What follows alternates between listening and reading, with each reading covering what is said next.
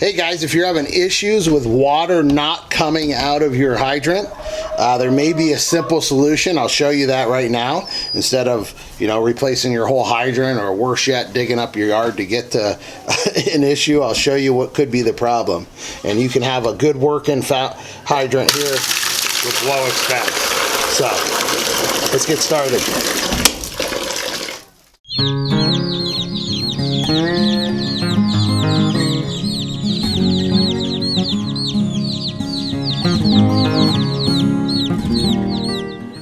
Hey guys, Steve here from the Cook Family Homestead, and I wanted to show you something.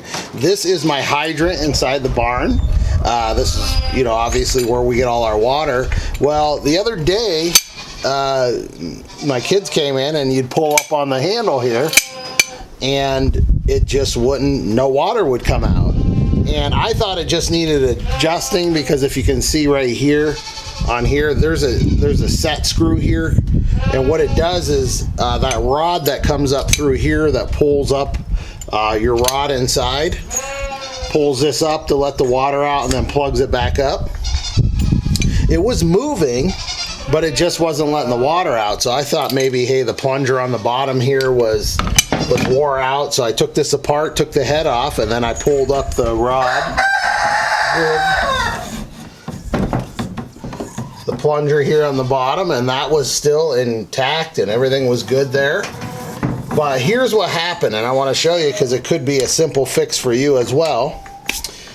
There's what's called a clevis rod, and this is what it is right here, and all your hydrants are going to have this on here, but the one from Tractor Supply is a female end, and what that does is that little piece screws onto here like that. This is all one piece, and as you can see, this one broke, and then this bolts into your that's where your set screw tightens on. So this is what pulls up. Every time you pull that up, that's what pulls up your rod like that. Every time you pull up on the lever here. Well, this had broken, so every time they had pulled up on this, it looked like it was coming up, because it would pull up like that. If you could see that, it would pull up with it, but we just couldn't see the back here was broken off. So this is called a clevis rod, and they make two kinds of these. They make a female end like that, and then they make a male end as well. The Tractor Supply ones have a female end, and you can buy these online. You can't find them anywhere but online. I got this in about 3 days, and they're $5.99. I'll put a link in the description. But all you're going to do is screw that back on, your rod that goes back in there.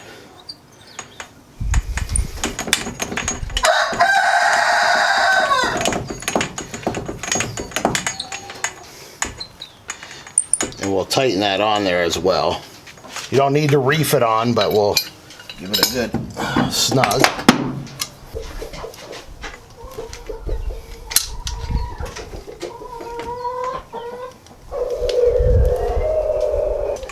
So that clevis rod just screws on like that, very easy.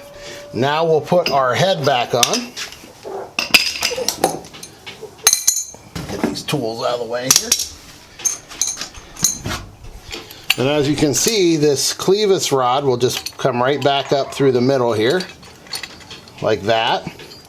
Then you'll put it in, get this turned a little bit so we can get it in there, like that. Make sure your plunger's all the way down. And we're gonna screw that on, the head back on.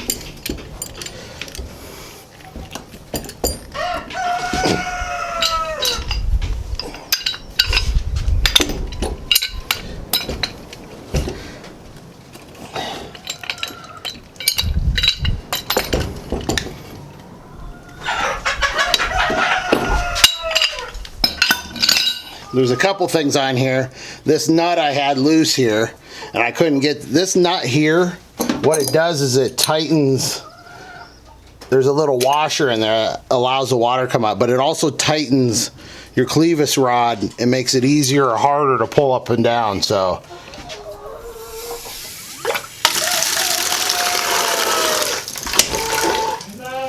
think I got to do a hair bit of adjustment on that pin back there, so we'll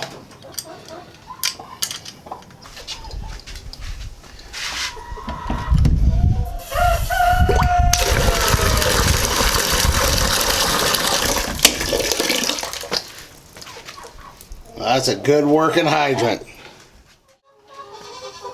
So that's a simple, easy fix, and that may be all you need to do to get your water back up and running. Like I said, I'll put a link below where I ordered that clevis pin from, and then just a simple little fix like that to get your water up and running again. So thanks for watching. God bless you all.